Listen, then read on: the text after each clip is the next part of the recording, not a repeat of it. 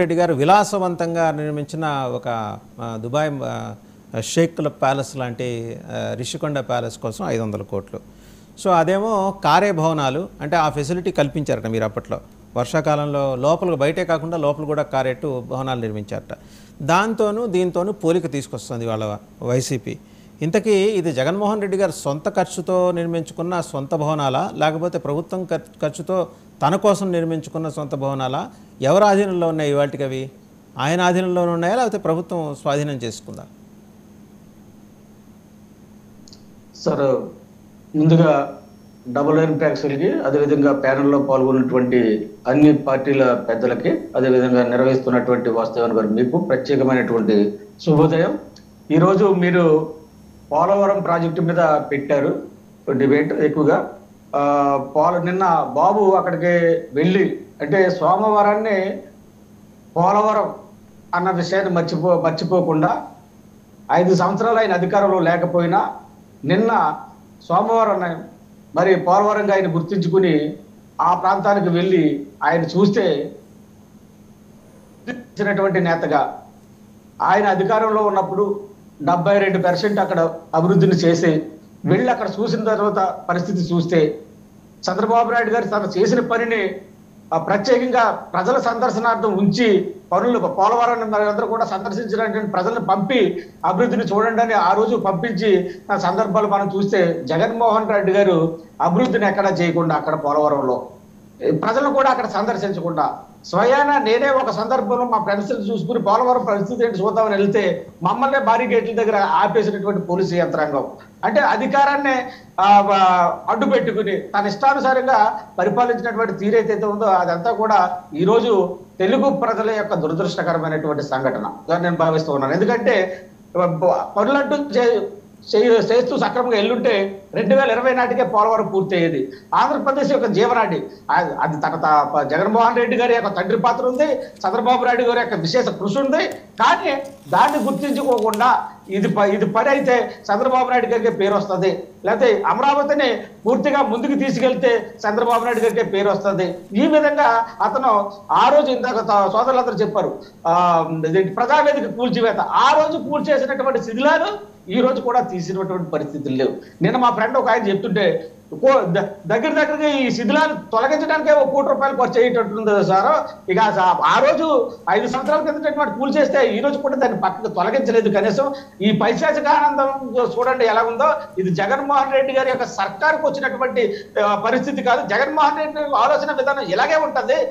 తండ్రి గారిని అర్థం పెట్టుకుని ఆ రోజు కోట్లు కొలగొట్టినటువంటి విధానం ఏదైతుందో దానన్నింటినీ కూడా ఈ ఆయన పరిపాలనలో జరిగినటువంటి ఇటువంటి అపశృతులన్నీ కూడా సింక్ అవుతూ ఉన్నాయని చెప్పేసి నా ఫ్రెండ్ ఒక ఆయన అమరావతి నుంచి ఆవేదనతో మాట్లాడినటువంటి సందర్భం. ఇక మీరు ఇప్పుడు అడుగుతున్నారు ఆ భవనాల్లో ఆయన ఉన్నారా, లేకపోతే తాత్కాలిక భవనాలుగా ఉన్నాయో ఆయన కొంచెం తాత్కాలిక భవనాలు అయినప్పటికీ కూడా అక్కడ కొన్ని వేల కోట్ల రూపాయలు ఖర్చు పెట్టి ఇతను నిర్మించుకున్నటువంటి విధానం మనం అందరికీ కూడా చూసాం. ప్రభుత్వం యొక్క నిధులు కూడా మనం స్పెషల్ జియోస్ ఇచ్చి అక్కడ ఎన్ని డబ్బులు వృధా చేశారో మనం చూసాం. ఖచ్చితంగా ఈ రోజు మేము ఫర్నిచర్ గురించి గోల పెట్టకంటే మేము హ్యాండ్ ఓవర్ చేస్తామని చెప్పేసి ప్రభుత్వానికి వాళ్ళు నేతలు చెప్తున్నటువంటి తీరు కూడా మనం అబ్జర్వ్ చేస్తూ ఉన్నాం. ఎందుకంటే అక్కడ తాత్కాలిక భవనాలు నిర్మించినప్పుడు కూడా మనం చూసాం ఎక్కడ కూడా డొంకల మాదిరిగా వదిలేశారు. ఎక్కడికెక్కడ కూడా ఈరోజు 100 ప్రొక్లైనర్ పైబడి అక్కడ పనిచేస్తుంటే తరగనటువంటి చెత్తనీలో 5 సంవత్సరాలు పోగేశారు. అంటే చంద్రబాబు నాయుడు గారి యొక్క కృషి అక్కడ మాకు కనబడుతుంది, తెలుగు ప్రజల యొక్క కృషి అక్కడ కనబడుతుంది. అమరావతిలో దళితులు, బడుగు బలహీన వర్గాలతో పాటు అందరూ దళితులు కూడా, అన్ని కులాలకు సంబంధించిన దళితులు కూడా అక్కడ భూమిని సేకరించి ఇవన్నీ ఓకే అండి. నేను అడుగుతున్నది రిషికొండ భవనం, ఒక్క నిమిషం ఆగండి. రిషికొండలో నిర్మించిన విలాసవంతమైన రాజప్రాసాదం ప్రభుత్వానిదా, జగన్మోహన్ రెడ్డి గారిదా? ఆయన సొంత ఖర్చుతో చేసుకున్నారా? గవర్నమెంట్ డబ్బు వాడారా? గవర్నమెంట్ డబ్బు వాడితే ఆయన నుంచి రికవరీ చేస్తారా, లేకపోతే అది ఇంకా ఆయన ఆధీనంలోనే ఉందని మీరు ఇంకా భావిస్తున్నారా? అంటే నిన్న గంటా శ్రీనివాసరావు గారు మనం వెళ్ళి మొత్తం బిల్డింగ్ విశేషాలన్నీ చూపించారనమాట. అవి నిజంగా ముఖ్యమంత్రిగా జగన్మోహన్ రెడ్డి గారు మాత్రమే వాడుకోవాలనుకుని నిర్మించుకున్న భవనమా, లేకపోతే ఎవరు వచ్చినా అది ప్రభుత్వానికి సంబంధించింది కాబట్టి ఒక సర్క్యూట్ హౌస్ మాదిరి దాన్ని డెవలప్ చేయాలని ఆయన భావించారా? మీరేం భావిస్తున్నారు చెప్పండి. ఋషికొండ అక్కడ మనందరం కూడా దాన్ని ఒక పర్యాటక ప్రాంతంగా మనం చూసాం. ఆ ప్రాంతం అంతా కూడా ఋషికొండ నుంచి దాటి వెళ్తే పైనంతా కూడా బౌద్ధారామ మందిరాలు కూడా అక్కడ కనబడుతూ ఉంటాయి. కానీ ఋషికొండ విషయానికి వచ్చినప్పుడు ఇక్కడ స్పెషల్ గా ఏం చేశారంటే దాని గురించే అడావుడిగా ల్యాండ్ టైటిల్ యాక్ట్ తీసుకొచ్చి అనుకుంటున్నారు. ఎందుకంటే ఋషికొండను కూడా వాళ్ళ ఖాతాలో వేసుకుందామని ప్రయత్నం చేసి ఉంటారు ఖచ్చితంగా వాళ్ళందరూ కూడా. ఎందుకంటే నిన్న గంటా శ్రీనివాస్ గారు వెళ్ళినప్పుడు విజువల్స్ చూపించారు ఇలాంటి టీవీ ఒక యాంకర్ ఒక ఆయన. ఎందుకంటే మంచి ఫర్నిచరే కొన్నారు, మంచి నిర్మాణమే చేపట్టారు. కానీ అక్కడ దాన్ని ఏ విధంగా ఉపయోగించుకోవాలి దీన్ని ఎందుకంటే చంద్రబాబు నాయుడు గారు స్కూల్స్ తెరిచే విషయంలో, స్కూల్ బ్యాగ్స్ విషయంలో జగన్మోహన్ రెడ్డి గారి బొమ్మన్న జగన్మోహన్ రెడ్డి ప్రభుత్వానికి సంబంధించినటువంటి మ్యూట్లోకి వెళ్ళారు సత్యనారాయణ గారు. పంపిణీ చేయండి అని ఏదైతే చెప్పారో అలాగే ఋషికొండను తిరిగి స్వాధీనం చేసుకుని ఖచ్చితంగా ఈ ప్రభుత్వం ఉపయోగించుకోవాలనే దృక్పథంతో ఉన్నటువంటి సందర్భంలో గంటా శ్రీనివాసరావు గారు అక్కడ విజిట్ చేయాలి ఉంటారు. ఎందుకంటే ఆర్థిక రాజధానిగా దాన్ని అక్కడ నుంచి మేము దాన్ని గుర్తించుకుని అక్కడ కొన్ని పనులు చేసుకోవాల్సిన పరిస్థితులను చంద్రబాబు నాయుడు గారు ఫస్ట్ నుంచి చెప్తున్నారు, ఇప్పుడు చెప్పారు.